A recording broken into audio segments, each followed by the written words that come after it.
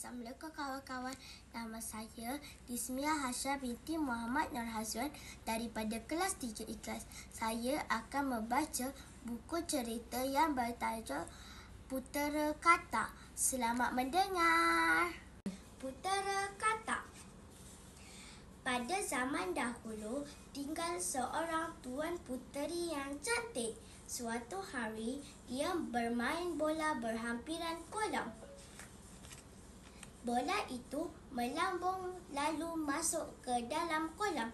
Tuan puteri mula menangis. Tiba-tiba ada suara menegurnya. "Mengapa kamu menangis?" Tuan puteri melihat sekeliling dan ternampak sang katak duduk di atas daun teratai. Tuan puteri memberitahu sang katak tentang bolanya.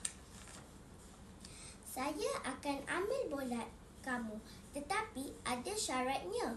Kamu mesti menerima saya sebagai teman dan membawa saya ke istana kamu." Tuan puteri bersetuju. Sang katak pun melompat masuk ke dalam kolam dan membawa kembali bola itu. Tuan puteri gembira selepas mendapat bolanya. Dia mengambil bola itu lalu berlari pulang ke istana. "Bawa saya bersama kamu," jerit sang katak. Tuan puteri tidak mengedahkan sang katak dan terus berlari secepat mungkin. Sang katak rasa sangat kecewa.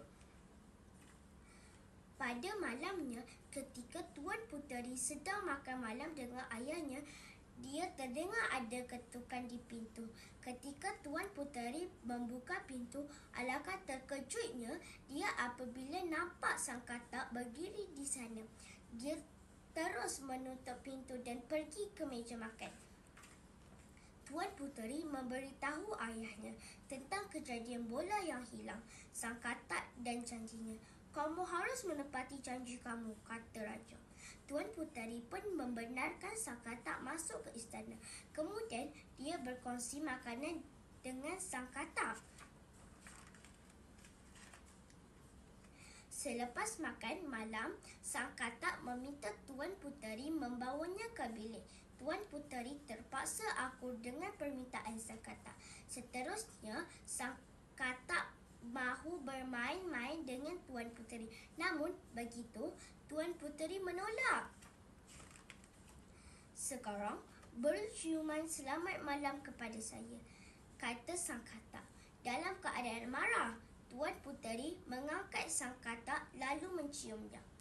Sejurus selepas itu, sang katak berubah menjadi putera raja. Dia memberitahu Tuan puteri bahawa dahulu dirinya telah disumpah oleh ahli sihir. Keesokan harinya, putera raja membawa Tuan puteri pulang ke kerajaannya di sana. Mereka berkahwin dan hidup bahagia selama-lamanya. Sekian, terima kasih.